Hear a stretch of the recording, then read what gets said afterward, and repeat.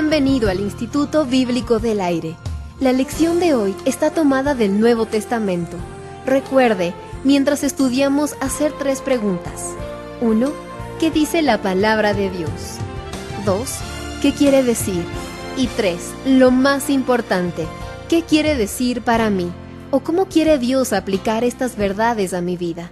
Gracias por planificar estar con nosotros cada día mientras estudiamos el Nuevo Testamento juntos y aprendemos a aplicar las verdades de Dios a nuestras vidas. Nuestra oración es que el Instituto Bíblico del Aire lo ayude a introducirse en la palabra de Dios, para que la palabra de Dios pueda introducirse en usted. Entonces, ocurrirán cosas maravillosas y milagrosas. El Instituto Bíblico del Aire agradece a Dios por la oportunidad de estudiar las Sagradas Escrituras con usted. Ahora, aquí está nuestro maestro, que nos ayudará a aprender y aplicar muchas verdades del Nuevo Testamento. Nos gustaría continuar con nuestra introducción al Evangelio de Mateo. En nuestra última lección dijimos, al llegar al Evangelio de Mateo, que debíamos buscar la estrategia de Jesús en el Evangelio de San Mateo. Tome en cuenta que Jesús era un hombre con una misión. Un hombre que sabía y conocía bien cuál era su misión, y un hombre que tenía una estrategia para implementar esa misión, y esa estrategia nos incluyó y nos incluye a usted y a mí, a su iglesia.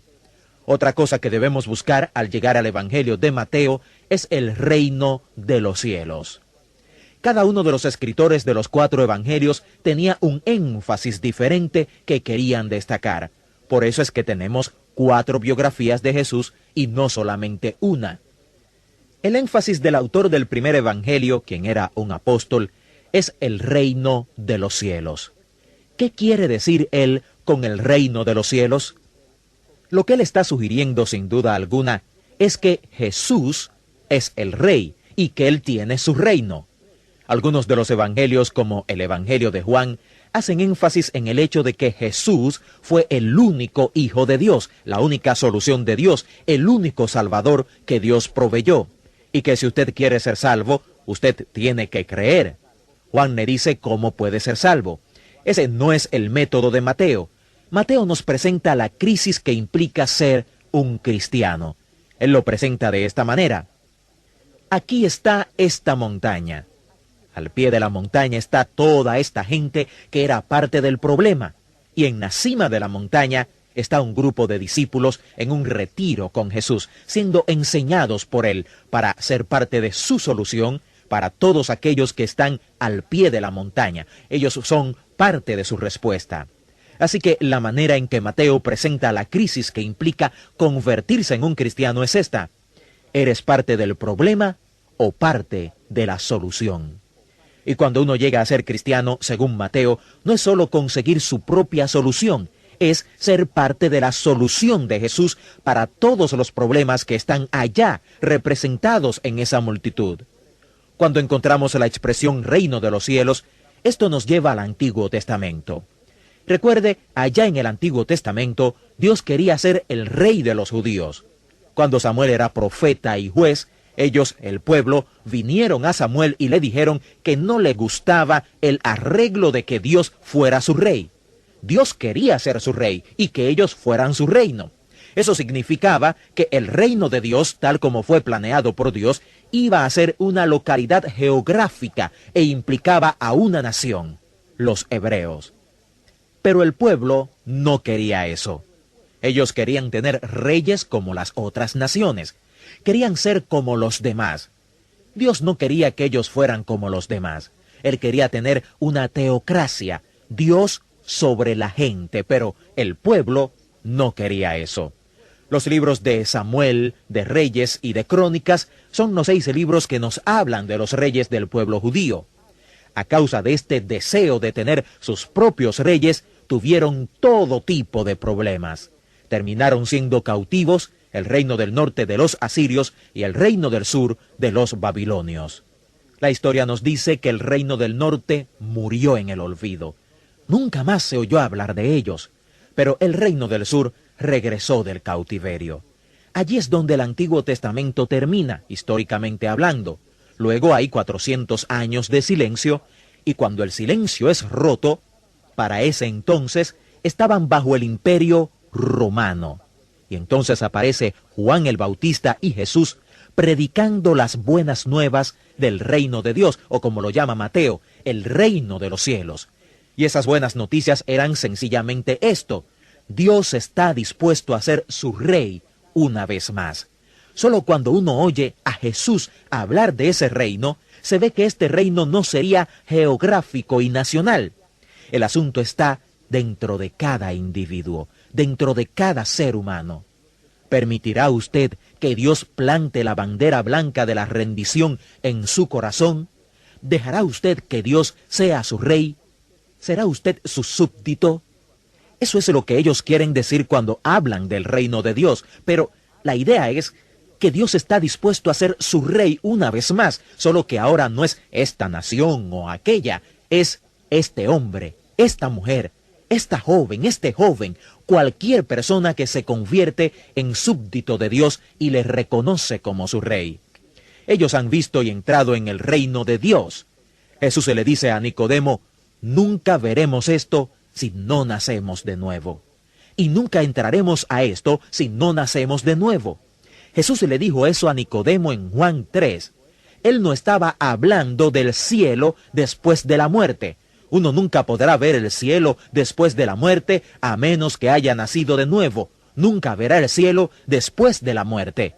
Esto no es lo que él está diciendo. El reino de Dios es un concepto bíblico y comienza atrás, en la literatura de los reyes. Y el punto es este: Dios es un rey. Y cualquier rey tiene su reino, tiene poder sobre ese reino. La pregunta ¿es usted parte de ese dominio? Cuando usted se convierte en súbdito de Dios, cuando usted ve que Él quiere ser su rey, y de hecho se hace su rey, usted ha visto el reino de Dios y ha entrado en él. Mateo llama a eso mismo el reino de los cielos. Y esto es lo que él quiere decir con eso de en el cielo. Dios existe. El cielo es la dimensión donde Dios realmente está. Y en el cielo hay ciertas cosas que Dios gobierna, que Dios quiere. La voluntad de Dios está expresada en la dimensión celestial, en la dimensión espiritual. Dios quiere que su voluntad, la cual es efectiva en la dimensión celestial, sea expresada en la tierra. Así que Él está buscando personas que se acerquen a Él y se hagan sus súbditos y sean vasijas de barro, en las cuales y por medio de las cuales su voluntad pueda ser expresada en la tierra tal como es expresada en el cielo. Note algo muy interesante. Cuando Jesús nos enseñó a orar, Jesús dijo: oren así: Padre nuestro que estás en los cielos, santificado sea tu nombre. El nombre de Dios es la esencia de lo que Él es. Así que lo que uno está orando es: Dios, no me importa si alguien sabe cuál es mi nombre, pero ellos tienen que conocer tu nombre. Por la manera en que vivo, quiero mostrarles la esencia de lo que tú eres. Y luego uno hace esta petición: venga tu reino. En otras palabras, ven a ser mi rey, gobiérname, permíteme ser tu súbdito y déjame hacer tu voluntad para que tu reino venga a la tierra. La tercera petición de la oración de los discípulos casi lo parafrasea: hágase tu voluntad en la tierra, así como en el cielo. Note la preposición en. Lo que estamos pidiendo es esto: Padre, no importa si la gente sabe mi nombre, ellos tienen que conocer tu nombre, la esencia de lo que tú eres. No estoy construyendo un reino mío, pero quiero ver tu reino venir a la tierra. Y lo que esto significa es esto: que hagas tu voluntad en mi vasija terrenal, tal como es expresada en la dimensión celestial.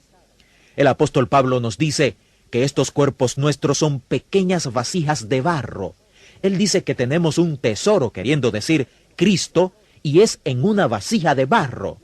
El plan de Dios es especialmente presionar a ese pequeño jarrón de barro, que todo el mundo, al mirar a esa pequeña vasija de barro, quede fascinado por el hecho de que hay un tesoro allí dentro.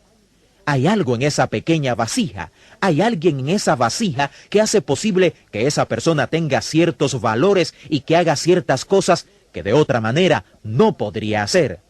Cuando eso suceda, cuando este tesoro, el Cristo que está en nosotros, se exprese a sí mismo en nuestra vasija de arcilla y a través de nosotros su voluntad es expresada y hecha en la tierra tal como lo es en el cielo, eso es el reino de los cielos.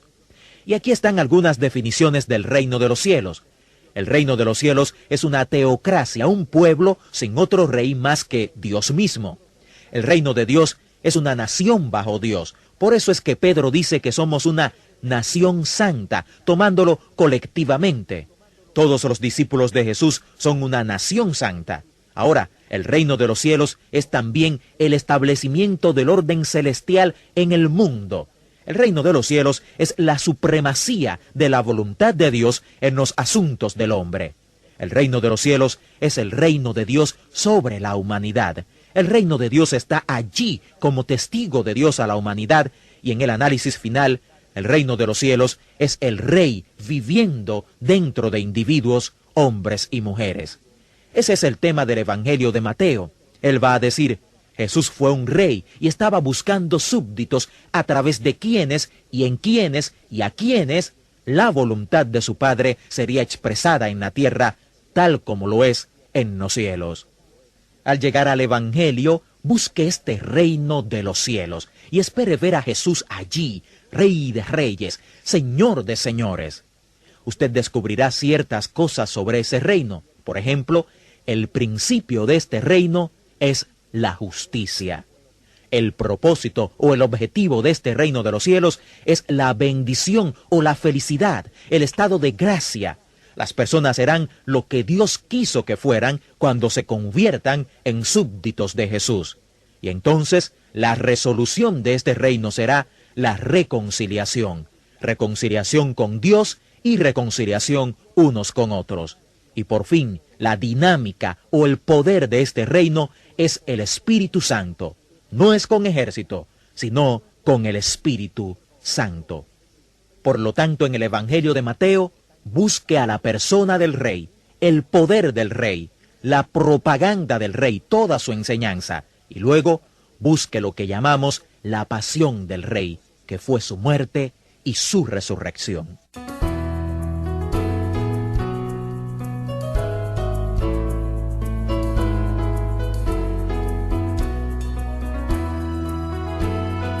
Gracias por unirse al Instituto Bíblico del Aire.